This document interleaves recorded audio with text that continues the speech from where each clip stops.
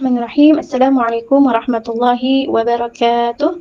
Bismillah, alhamdulillah. Allahumma salli ala Sayyidina Muhammad wa ala ali Sayyidina Muhammad. Mari kita lanjutkan daripada kajian kitabnya Habib Ali Al-Habsyi. Sekarang kita sudah nyampe di Ramadan ke-17. Bismillahirrahmanirrahim. Seseorang tidak selamat dari gibah kecuali saat tidur dan menyendiri. Menahan diri dari makan dan minum itu adalah ketetapan dari kami, Allah Subhanahu wa Ta'ala, yang disebut dengan berpuasa. Dan siapa dari kalian yang bisa berkata, hari ini aku tidak menggibahi siapapun? Tidak bisa. Tidak ada satupun yang bisa. Kenapa? Karena gibah itu gampang banget diucapkan.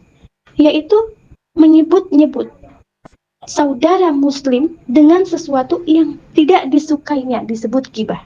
Dan para sahabat itu menyebut-nyebut juga apa yang terjadi di antara mereka setelah kematiannya Nabi Muhammad SAW. Dan Rasulullah SAW bersabda, qada dan qadar itu jika dikaitkan dengan sesuatu pasti bakal terjadi. Dan semua itu terkait dengan kekuasaannya Allah. Dan Nabi Muhammad sudah melihatnya dan diperlihatkan tentang semua itu. Dosa-dosa daripada orang-orang yang bergibah sudah diperlihatkan oleh Allah kepada Nabi Muhammad SAW. Hari ketika kamu masuk kepada Allah dari pintu harapan itu lebih baik daripada hari ketika kamu masuk kepada Allah dari pintu ketakutan. Ar-raja wal khauf. Jadi ar-raja itu lebih baik daripada al-khauf.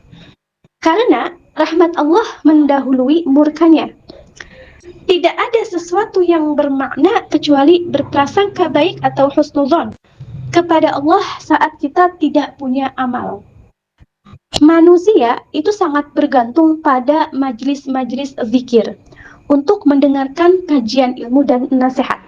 Tapi amal yang mereka lakukan sangatlah berat. Sehingga mereka tidak mampu mengerahkan diri dan kemauan untuk beramal. Menurut Habib Ali Al-Habsyi, semua itu disebabkan oleh makanan yang haram dan sahabat yang buruk akhlaknya. Dan dua hal ini yang mempengaruhi dan juga merugikannya. Kita doakan semoga Allah memberikan taufik kepada kita dan mereka di dalam kebaikan dan membantu kita untuk melaksanakan kebaikan. Amin, amin ya rabbal alamin. Habib Ali Al-Habsyi berkata, Allah menciptakan rahmat atau kasih sayang dan membaginya 100 bagian. Dan Allah membagi satu bagian di antara hamba-hambanya di mana seorang ayah menyayangi anaknya dan juga seorang ibu mencintai anaknya. Dan yang 99 sisanya tadi Allah simpan untuk Allah sendiri. Dan termasuk orang yang beruntung yang selalu bersama Allah Subhanahu wa Ta'ala karena Allah Maha Rahman Rahim. Habib Ali Al-Habsyi berkata, mahabbah atau cinta itu dibagi dua. Yang pertama cinta zat atau diri, yang kedua cinta sifat. As-sifat, cinta sifat.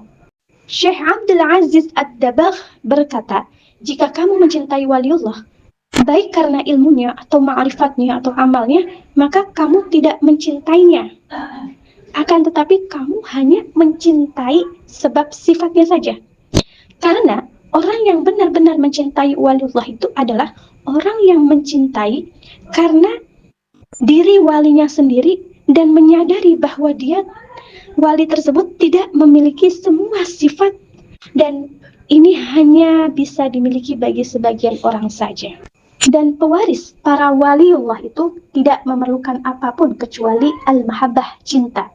Yang disebut, orang tersebut adalah disebut ahlul mahabbah. Dan kita akan menerima apa yang kita miliki dari Allah Subhanahu wa Ta'ala sebab kita mencintai waliullah. Berjalanlah kepada Allah walau sakit, pincang atau patah.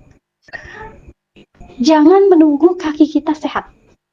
Karena kalau menunggu sehat, itu akan menyebabkan kelalaian.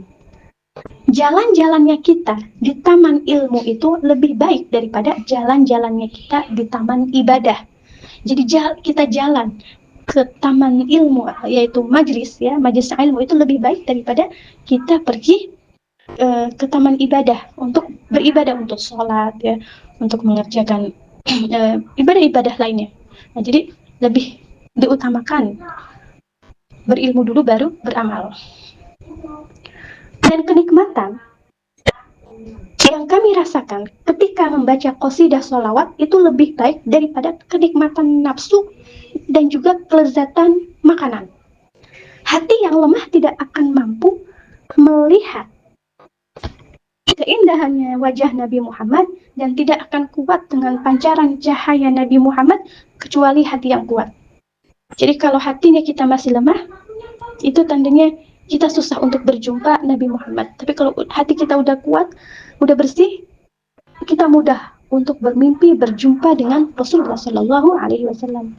Dan Habib Ali Al-Habsyi itu termasuk waliullah yang sering berjumpa Nabi Muhammad dalam keadaan di alam mimpi maupun yaqzatan, dalam keadaan terjaga.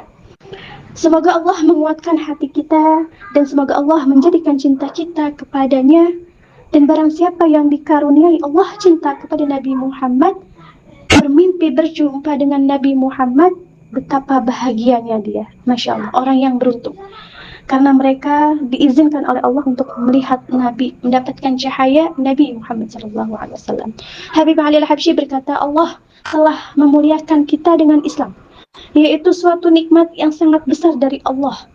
Seandainya kita bersujud di atas bara api sebagai ungkapan rasa syukur kita atas nikmat Islam, maka kita tidak akan mampu memenuhi 1/10 pun dari apa yang layak dimiliki dan ditunaikan oleh Allah yang telah menuntun kita kepada Islam dan menyesatkan manusia dengan karunia dan kemurahannya yang murni dan asli.